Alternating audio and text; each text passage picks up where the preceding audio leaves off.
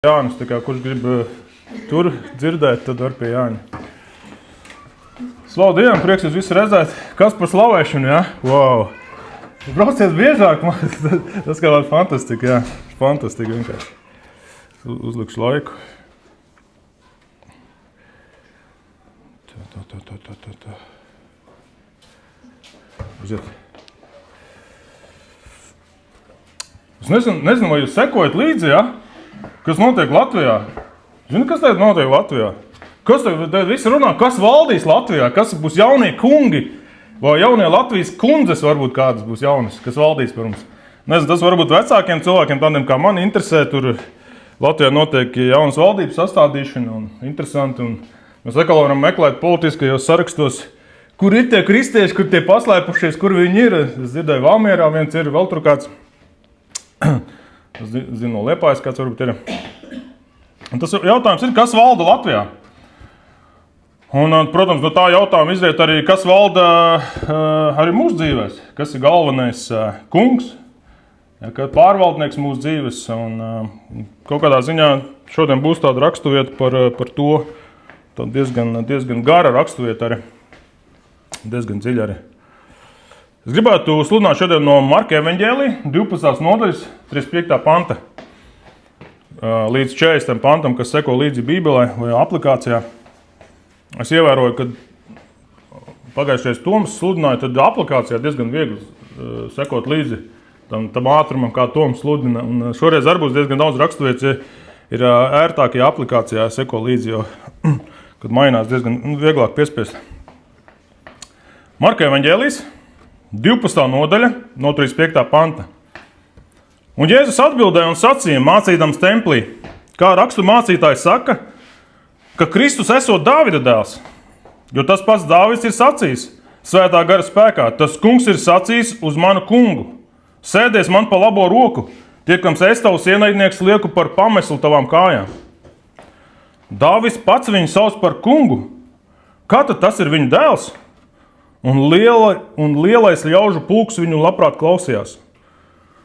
Un viņš savās mācībās sacīja, sargājieties no rakstu mācītājiem, kam tīk garos svārkos staigāt, un tirgus laukumos tapt sveicinātiem, un sinagogā sēdēt pirmajās vietās un goda vietās viesībās, kas aprīja atraitņu namus un liekulībā tur garas lūkšanas. Šie dabūs jau grūtu sodu. Tas ir Dieva vārds. Slavu Dievam. Es atradīšu labāko vietu. Tā, ir dzirdēt raksturvietu? Ir kāds... Es pirms tam nebiju dzirdējis, ka kāds sludino šīs raksturvietas. Nezinu, kāpēc. Varbūt bija palaids garām vai nebija iedziļinājies.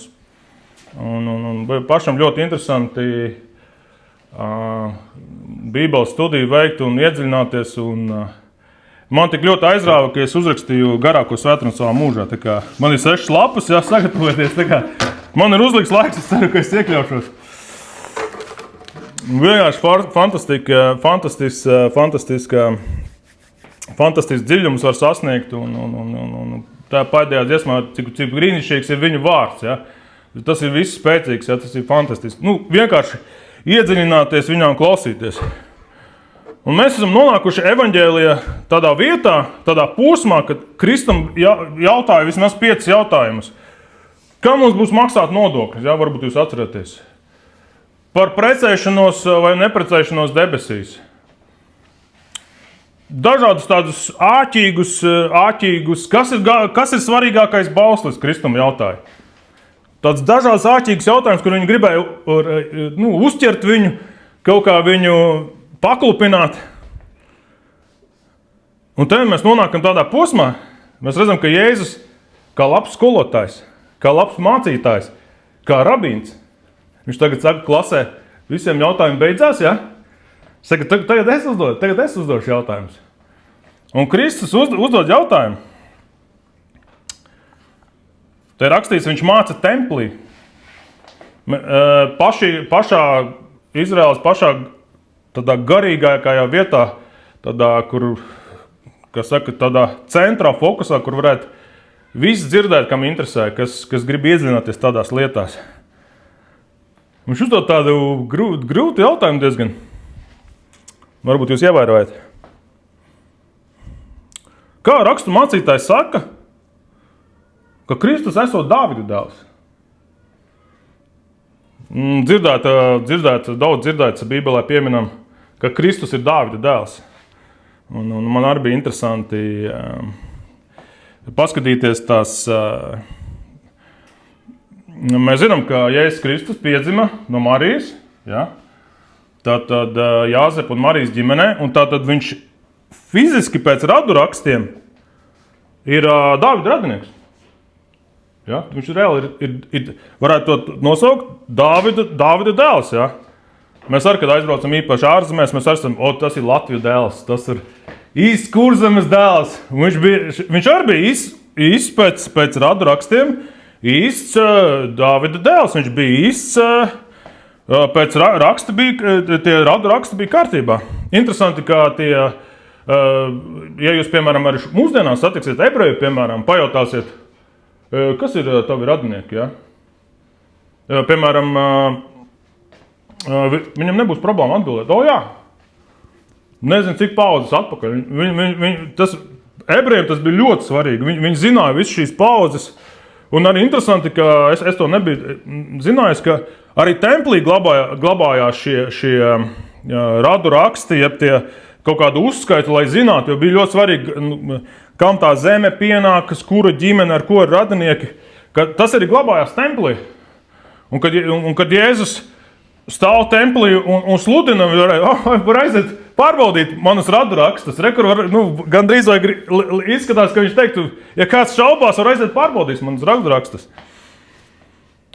Un, protams, mēs zinām slavenākās tās Kristus tās radurakstus, tās paaudzes, kas ir sarakstīts Mateja evaņģēlijā. Ja? Mēs lasām tur evaņģēlijas vairāk ebrejiem, un tur ir uzskaitīts tas, un tad Mateja evaņģēlijā, tur pirmās nodaļas tur rakstīts tieši, ja jums interesē atrast tos visus radurakstus.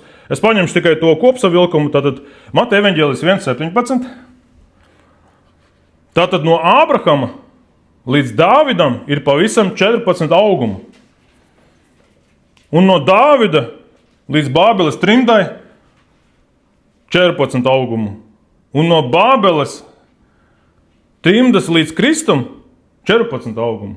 Ja, paudzes, ja. Es esmu klausies, kā vēsturnieki runā par paudzēm. Citi saka, tas ir 25 gadi, 50 gadi, ja. Es tā domāju.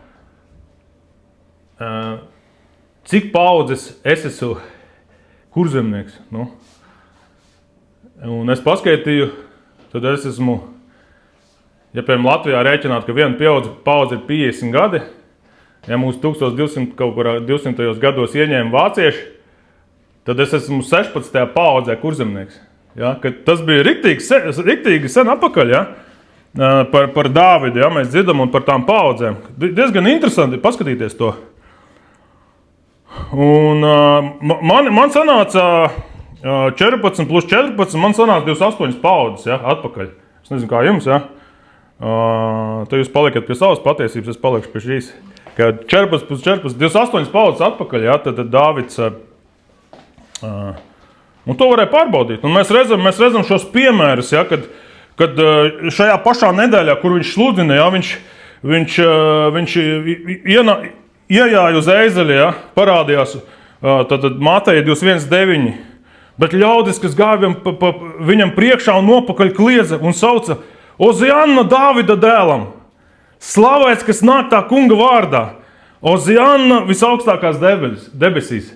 Ja? Ozianna Dāvida dēlam. Ja? Jēzus sauc par Dāvida dēlu. Tad mēs redzam skaidras norādes uz Mesijas atnākšanu, ka viņš būs Dāvida dēls.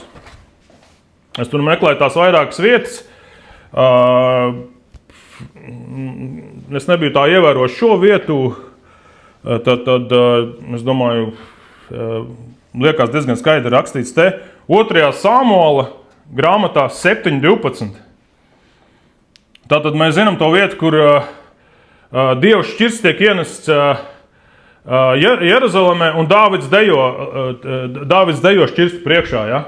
Mēs atceramies, un pēc šīs nodaļas pravietis Nātans nāk pie Dāvida un viņam pravieto. Iesaku izlasīt visu nodaļu. Un iepriekš arī tāda forša vieta.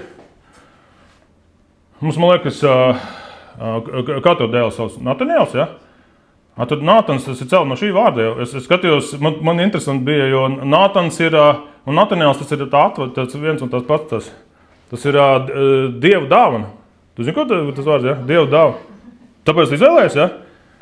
Tas likās interesanti. Tas mazais puika, kas skraida šeit apkārt, tas ir Dieva dāvana, ja? Tas ir Nataniels.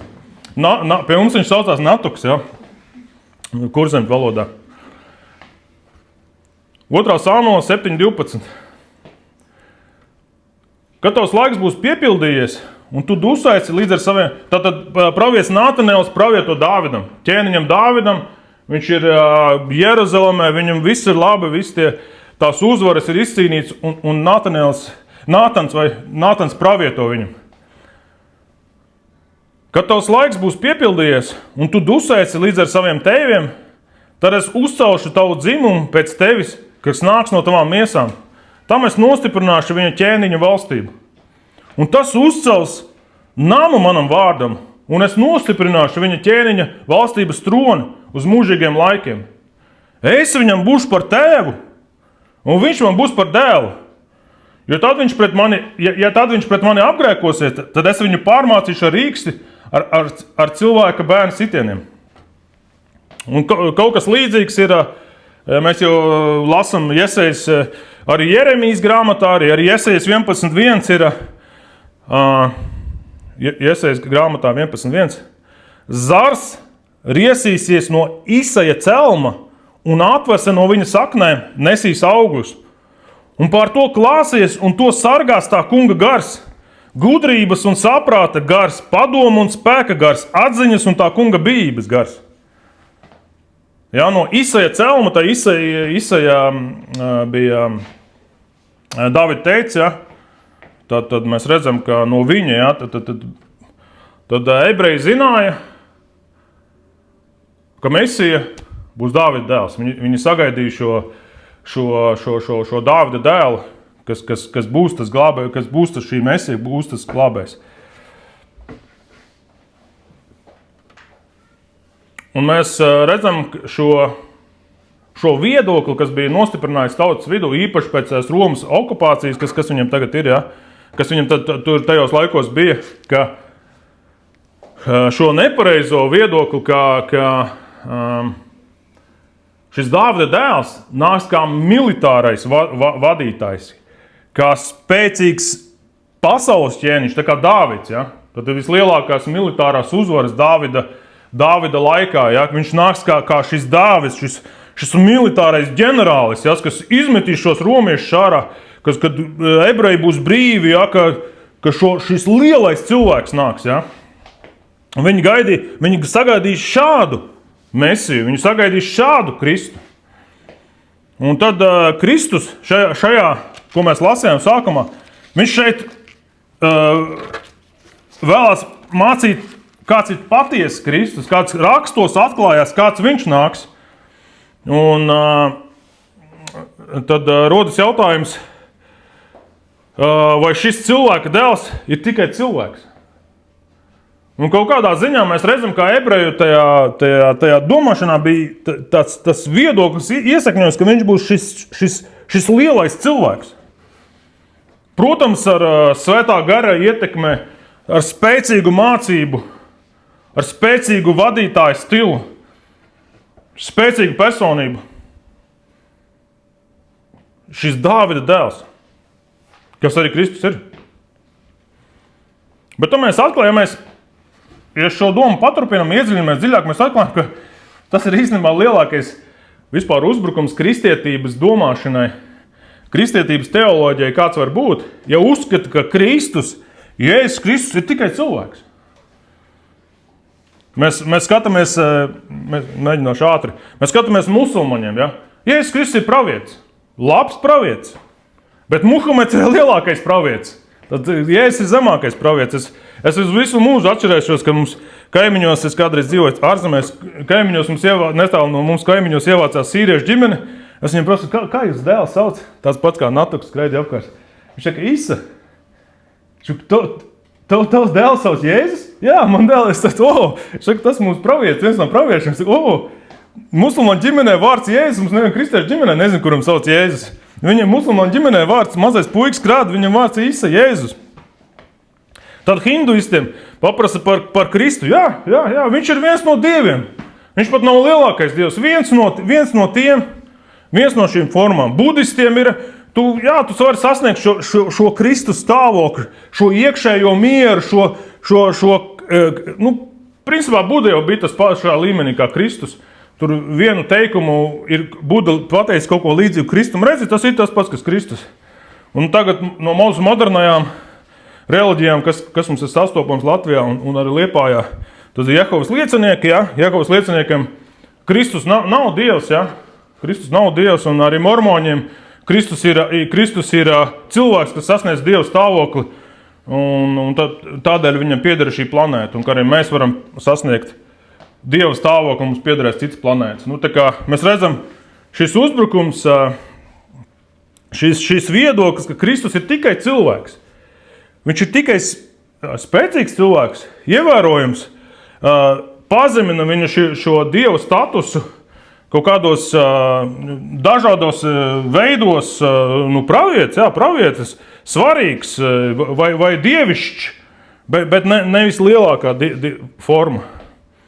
Un tagad, protams, populāri ir tā kā mēs esam, vismaz YouTube vidē, mēs esam visi ļoti atkarīgi no Amerikas domāšanas, no Amerikas filozofijas, no Amerikas politikas.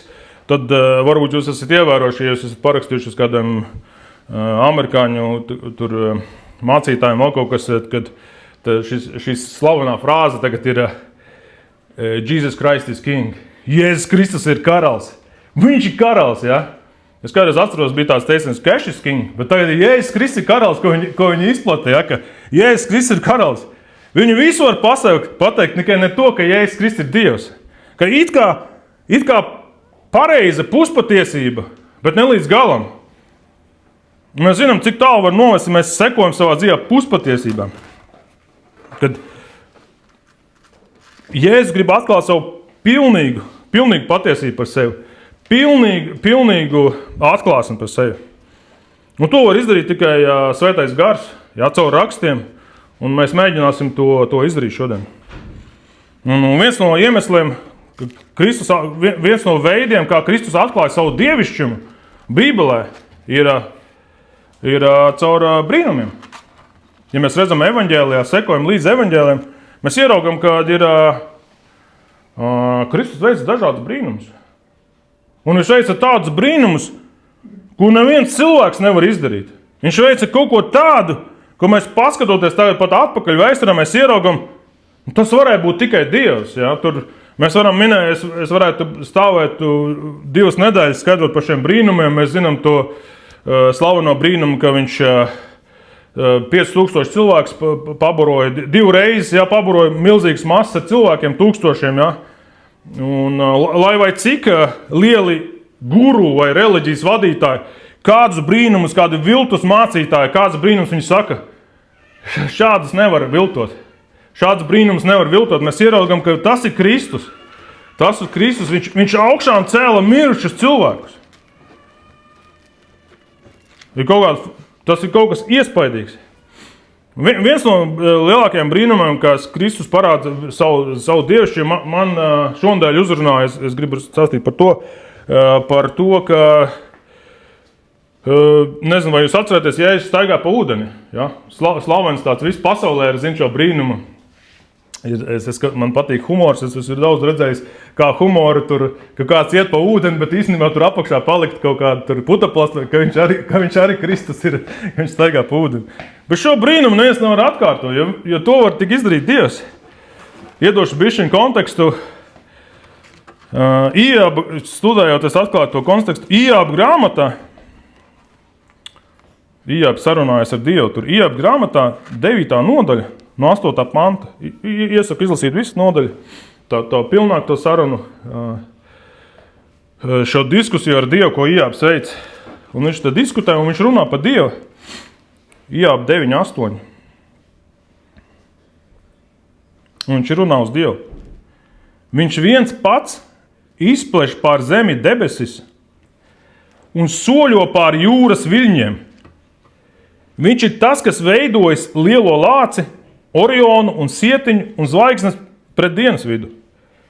Viņš dara lielas lietas, ko nevar izprast, un brīnumus, ko nevar izskaitīt. Redzi,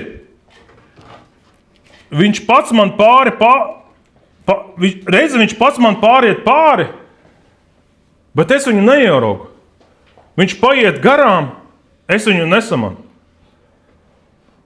Mēs ieraugām, ka Iebs diskutē ar Dievu, kurā šajā diskusijā atklājās Dieva visu varenību, visu spēcīgs, ka viņš ir radījis zemi, viņš ir radījis ūdeni, ka viņš iet pāri savai radībai.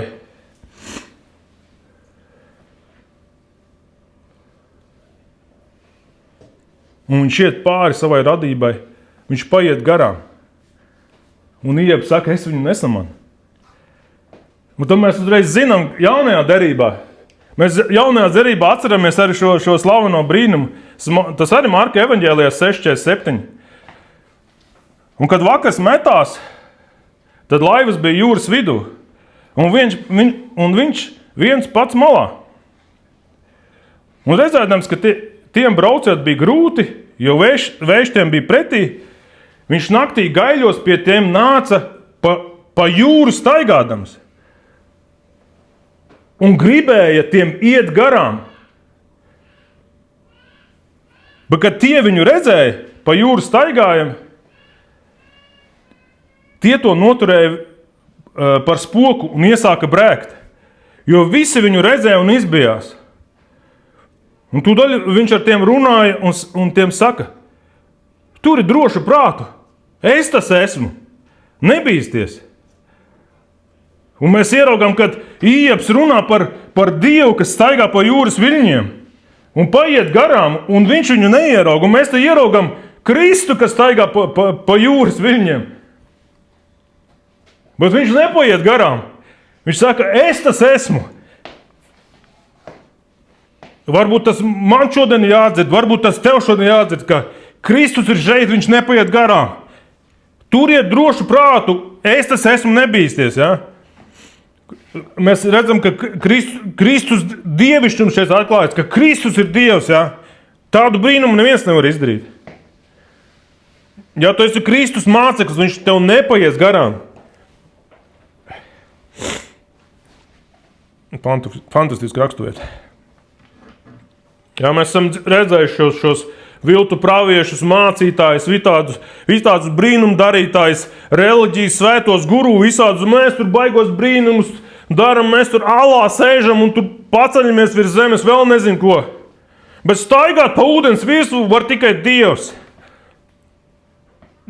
Viņa vārds ir Jēzus Kristus. Ja mēs to skaidri ieraugam rakstos, mums nav šaubu. Šie brīnumi nav tā kā nejauši tur kaut kur. Tā ir vienkārši brīnumaini to ieraudzīt rakstos. Mēs atklājam šos brīnumainos rakstus dziļumu. Un te mēs ieraugam arī tādu lietu,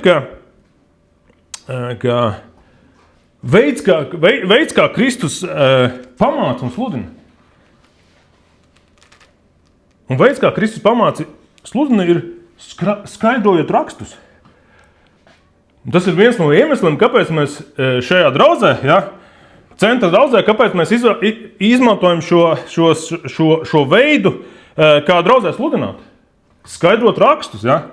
Mēs redzam Liepājā, ja, katru svētdienu, ko Toms priekšā dara.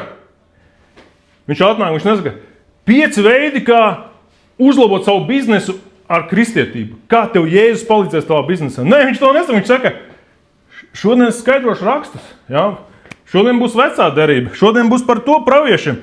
Es skaidrošu rakstus, mēs ieraugam, ka tas bija tas veids, kā pats Jēzus darīja. Es jums skaidrošu rakstus. Viņš paņem rakstus, kas tajā laikā bija, tātad mēs lasam šodien jau aizmirsies, ja? Pašā sākumā lasījām no Marka evaņģēlija. Jēzus uzdeva jautājumu. Kā rakstu mācītājs saka, ka Kristus esot Dāvida dēls? Jo tas pats Dāvids ir sacījis svētā gara spēkā. Tas kungs ir sacījis uz manu kungu, sēdies man pa labo roku, tiekams es tavs ienaidnieks lieku pa pameslu tavām kājām. Kas ir šie raksti, ko viņš skaidro? Ļoti vienkārši tas ir slavenākais mesijāniskais psalms Bībelē. 110. psalms. Es nezināju, ka viņš ir slavenākais psalms. Es to uzzināju studijā. Es biju dzirdējis, bet tā nebiju tā iezinājies. Es nezināju, ka viņš ir slavenākais.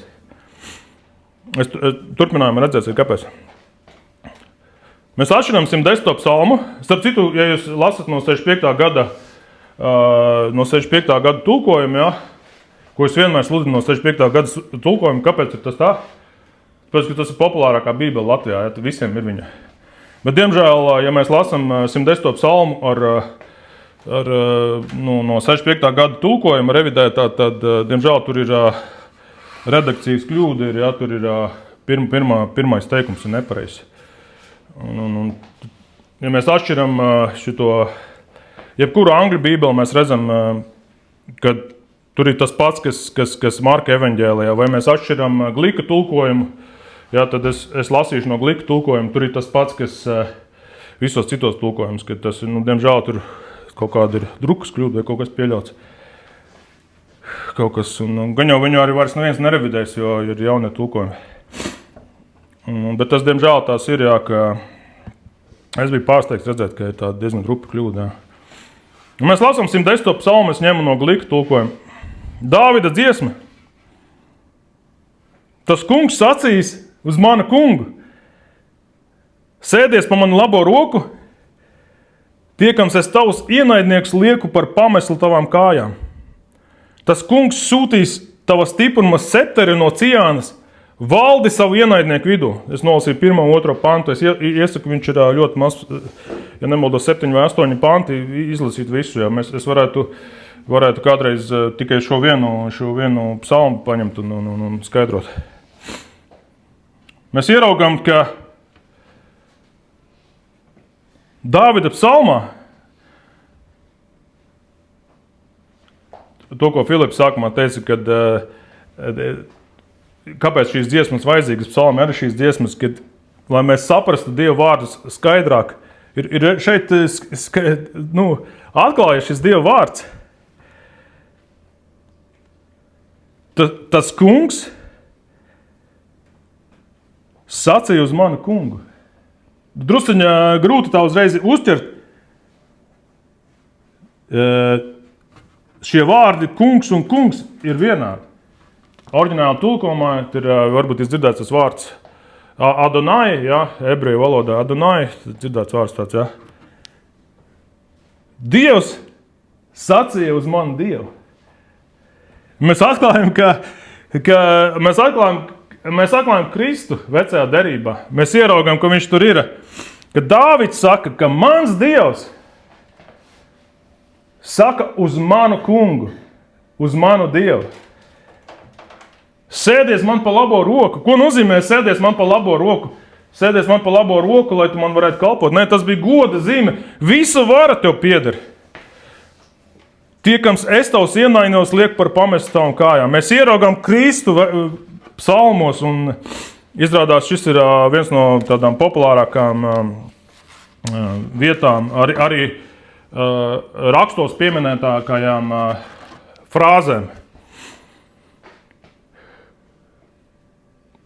Un viņš tik slavens, mēs lasīsim tālāk vēl citā vietā, kur viņš ir pieminēts. Viņš tik slavens ir, kad kristieši sludināja pirmajās draudzēs, tad viņš saka, Jēzus jau nav Mesija, tur viņš saka, 110. psalms, kungs sacīja uz manu kungu, kur Jēzus ir, kad pirmajos 200-300 gadus ir tāda interesanta informācija, kad šie rakstu mācītāji, farizēji, viņi aizliedza šo psalmu citēšanu sinagogās. Viņš saka, nē, tur mēs skaidrojumu vēl rodam, meklējam. Un pēc kaut kādām 200-300 gadiem, kad jūdaisma un kristietības ceļi jau pavisam izšķīrās, ka mēs zinām tagad, ja ortodoksās jūds pāriet kristietībā, tad visa ģimene ir tā kā, tu neesi vairāk jūds, tu esi nodevis ebrejs, tu esi aizgājis pie mūsu ienaidnieka, ja? Ka tas ir ļoti nopietni tiek uztverts, ja tu pārēji pat no jūdaisma kristietībā. Tad tas,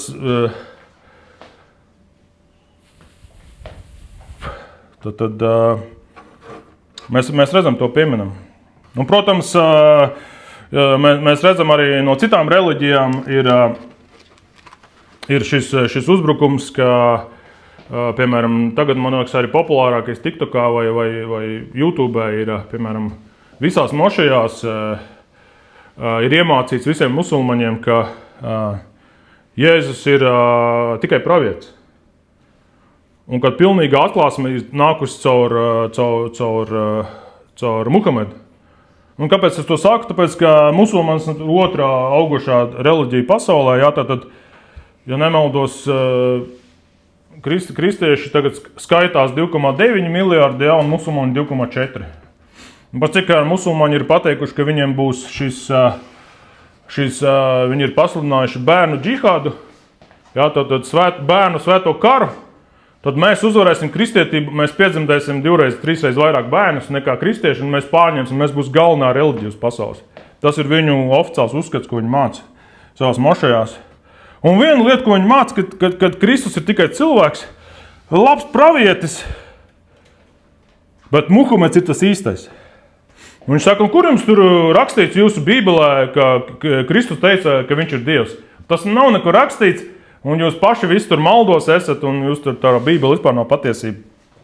Šis ļoti bieži šis viedoklis tiek kā saka, pavairots un sludināts. Un, protams, atbilde ļoti vienkārša. Mēs atveram Jāņa 10:9, mēs visu to zinām.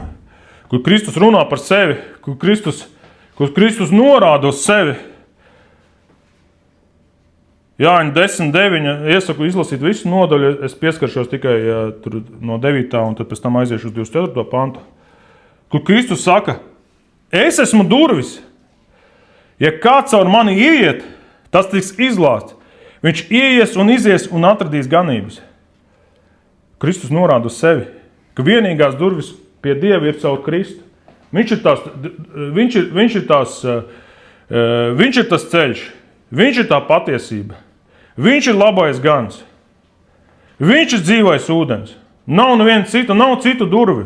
Visi ceļi neved pie Dieva. Ir tikai vienas durvis, kas ved pie Dieva. Tas ir caur Jēzu Kristu.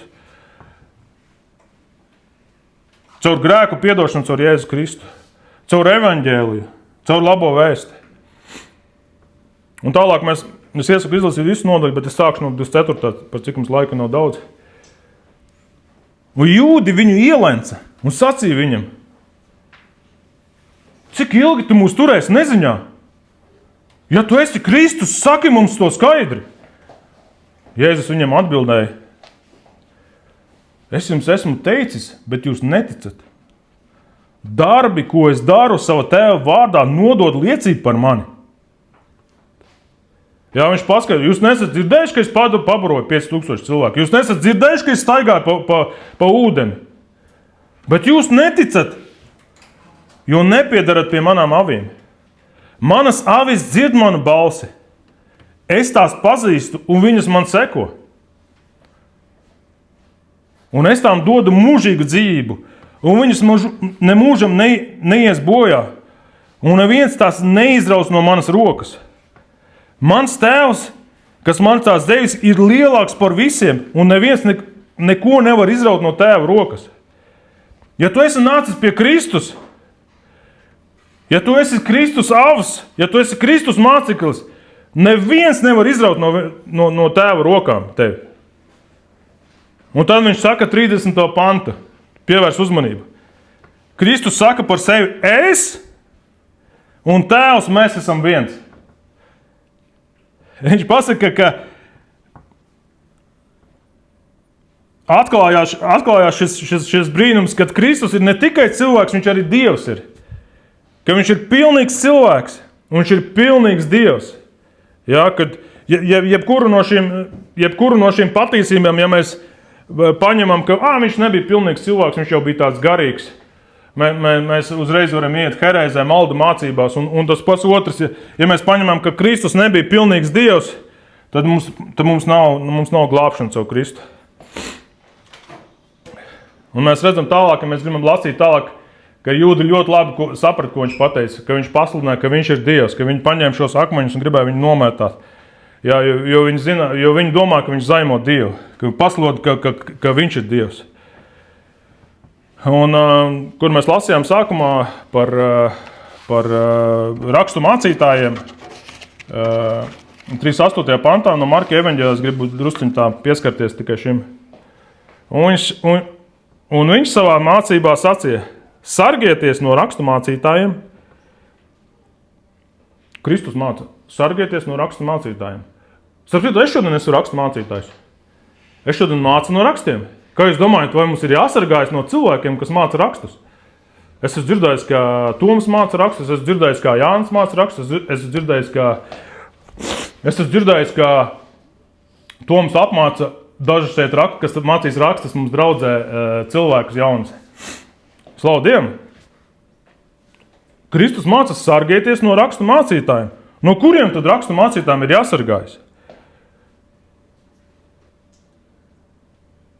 Jo es esmu dzirdējis tādas domas, plūst apkārt mūsu kristiešu draudzēs, mūsu baptistu draudzēs, ka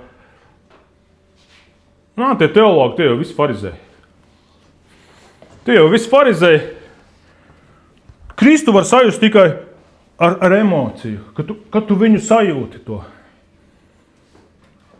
Un tad mēs redzam skaidri, ko Kristus māca. No kuriem rakstu mācītājiem jāsargājas?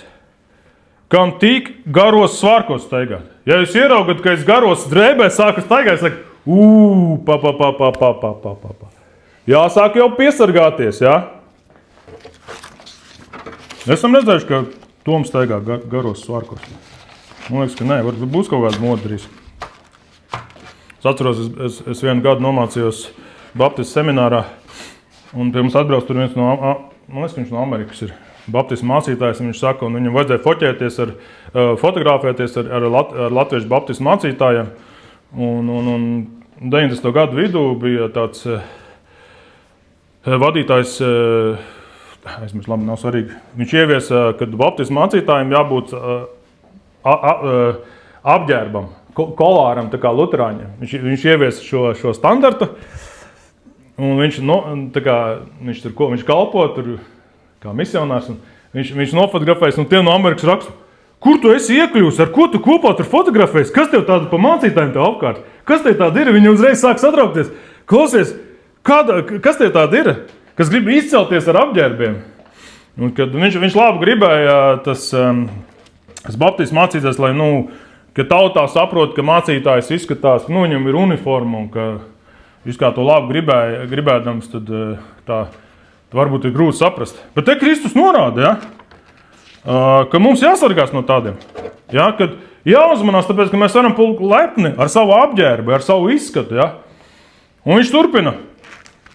Un tirgus laukumos tapt sveicinātiem, ja, ka mēs kļūstam tādi iespaidīgas personas, ja, kad mēs sākam straigāt ar lieliem krustiem, vēl kaut ko, ko viņš saka, kad visi mums sveicina, ja, ka sveiki, jā, sveiki, jā, lūdzu, sveiki, bērni.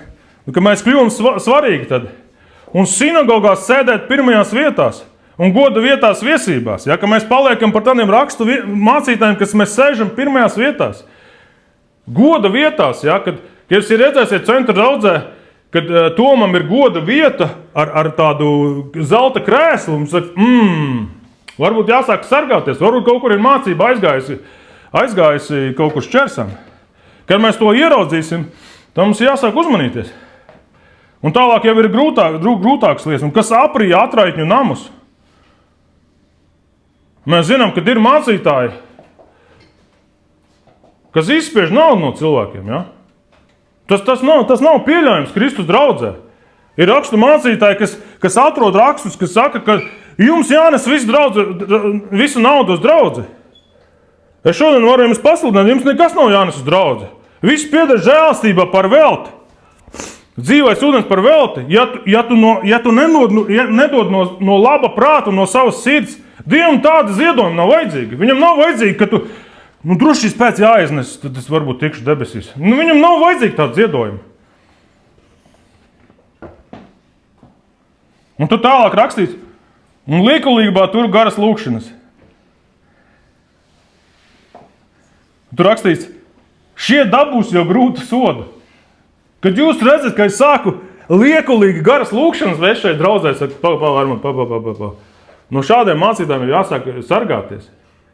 Tādas 5 īpašības, kas jāuzmanās. Ka šāda tipa mācītājiem ir sagatavots sods, ka tas var aizvest nepareizās sagrozītās mācībās. No tā ir jāuzmanās. Mēs redzam, ka Lūkas 11.43 rakstīts, vai jūs farizēji, jums patīk sinagogās sēdēt? Lūkas 11.43 augstos krēslos un pilsētas laukumos tapt sveicinātiem. Vai jums? Jūs esat līdzīgi slepeniem kapiem. Ļaudi, kas pāri staigā, to nezina. Tad viens no bauslības mācītājiem viņu pārtauc sacīdams, mācītāji, tu runādams apvaino arī mūs. Un viņš atbildēja, arī jums vai? Jūs bauslības vīri, jo jūs uzkraujat cilvēkiem nesamas nastas, bet paši tam nepieskaraties ar nevienu pirkstu. Tāpēc mums jāuzmanās, mums jāsargā, pašiem jāsargājas, kas sludina rakstus. Atgriezīsimies pie galvenās domas, pie galvenā šodien temata. Šie bija tie rakstu mācītāji, ar kuriem Kristus diskutēja, ar kuriem Kristus, un kas ar viņu pēc tam nodeva, kas ar viņu nonāvēja. Nodeva romiešiem.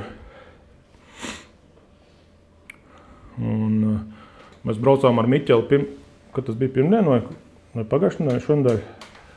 Un viņš saka, vasarasēk tuvojas. Es saku, kad tad būs? Es saku, jūnijā? Es saku, nē, maijā. Es nepaskatījos kalendāru, kad tas būs. Un tad mēs redzam, ka pēc vasarasvētkiem, kad svētais gars nolaidās, tas bija apostuļu darbiem 2. nodaļā, pieceļās Pēteris. Svētais gars viņu uzrunā, svētais gars ienāk viņā. Pēteris pieceļās, tur nebija rakstīts, cik minūtes, viņš ātri uzraksta 6 lapas ar svētrunu, un viņš pieceļas un runā. Ieslēdz lampas un mikrofons un diktafons, lai var dzirdēt internetā. Un runā. Es iesaku nolasīt viņu visu svētrunu, ja? Iespaidīgs svētrunu. Mums tie, kas mācās skaidrot rakstus, mēs varam pamācīties no tādām svētrunām. Es gribu izmantot cita rakstu mācītāja svētrunu. Es domāju, šī svētruna ir iespaidīga, kas var uzrunāt arī mūsdienās. Un mēs redzam, ka viņā atbalstojas tas, ko Kristus mācīja, tas, ko Kristus runāja. Viņš atkārto to pašu, ko Kristus mācīja. Un uzsver. Viņš runā uz ebrejiem. Varbūt kāds no jums ir ebrejs, varbūt kāds no jums radnieks ir ebrejs. Brāļi, es uzdrošinos atklāt ar jums runāt. Es lasīšu no apstuļu darba 2 no 29. panta. Varētu tur lasīt tur diezgan visu tur to, bet cik mums nav tā laika tik daudz, tad tāds sakopojumi. Brāļi, es uzdrošinos atklāt ar jums runāt par ciltstēvu Dāvidu. Tas ir nomiris un apglabāts. Un viņa kaps ir pie mums līdz šai dienai. Viņš bija pravietis un zināja, ka Dievs zvērēdams viņam bija solījis sēdināt vienu no viņa atvasēm uz viņa goda krēsla. Ja, ka viņš būs Dāvida dēls. Viņš to paredzēdams ir to runājis par Kristus augšām celšanos. Viņš nepaliks pazemē. Viņa miesa neredzēja satrūdēšanu. Šo Jēzu Dievs ir uzmodinājis, un tam mēs visi esam liecinieki. Dieva labās rokas paaugstināts un no tēva dabūjis svētā gara apsolījumu. Viņš izlaiž to, ko jūs tagad redzat un dzirdat. jo Dāvids nav uzkāpis debesīs. Bet viņš saka, Dāvids saka 110. psalmā, tas kungs ir sacījis manam kungam, sēdies man pa labo roku. Tiekams es tavu ienaidnieku lieku par pameslu tavām kājām. Nav brīnums, ka šis psalms tika aizliegts ebreju sinagogās, jo tas precīzi norāda uz Kristu. Tagad, lai viss Izraēla nams zina un nešaubās, ka Dievs viņu ir darījis par kungu un Kristu, šo pašu Jēzu, ko jūs esat situši krustā. Šie vārdi sāpīgi ķēra viņu sirdis, un tie sacīja uz Pēteri un citiem apustuļiem, brāļi, ko lai mēs darām? Bet Pēteris tiem atbildēja, atgriezieties no grēkiem un liecieties kristīties ik viens Jēzus Kristus vārdā, lai jūs dabūtu grēku piedošanu un saņemtu svētā gara dāvanu. Ja tu šodien tici, ka Jēzus Kristus ir labs cilvēks, viņš ir pravietis, viņš ir dievišķs, ar to nepietiek. Pēteris saka, Kristus māca, atgriezieties no grēkiem un liecieties kristieties Jēzus Kristus vārdā, lai jūs dabūtu grēka piedošanu. Viņš ir Dievs, viņš ir tās durvis. Uz viņu redzam tās skaidrās norādes gan vecajā derībā, gan tagad jau jaunajā derībā. Kristus ir vienīgās durvis. Un tālāk viņš turpina 39. pantu. Jo šis solījums dots jums un jūsu bērniem, un visiem, kas vēl ir tālu, ko tas kungs mūsu Dievs pieaicinās. Un vēl arī daudziem citiem vārdiem viņš liecināja un tos pamācīja sacīdams. Izglābieties no šīs samaitātās cilts. Jā, to mēs varam pašu vilkt paralēlās arī uz mūsdienu sabiedrību. Ka mums ir jāizglābās no šīs samaitātās sabiedrības. Tas, kas mūs samaitā, ir nevis sliktie cilvēki, bet tas grēks, kas ir mūsu cilvēkos. Tas grēks, no kā mēs netiekam vaļā. Vienīgi Kristus var atbrīvot no tā. Kristus, tāpēc viņš nomira uz krustu, tāpēc viņš augšām cēlās. Tāpēc, ja tu tici Kristum, tu tiks izglābts. Un tad tāds viens moments bija, ka to, ko mēs lasījām sākumā Marka evaņģēlijā, 37. pantā, 12. nodaļā. Un liels ļaužu pulks viņu labprāt klausījās. Vienkārši šie cilvēki viņu labprāt klausījās. Vai tu labprāt klausies Jēzu? Un tad atradu paralēlu vietu Marka evaņģēlijā 6.20. Jo Herods Jāni bijās, zinādams viņu esam taisnu un svētu vīru, un viņu sargāja. Un viņu dzirdēdams, tas bieži kļuva domīgs, un tomēr labprāt viņu klausījās.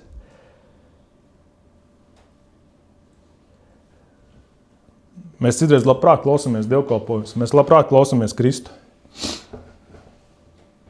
Bet ar to vien nepietiek, ka mēs labprāt klausamies Kristu.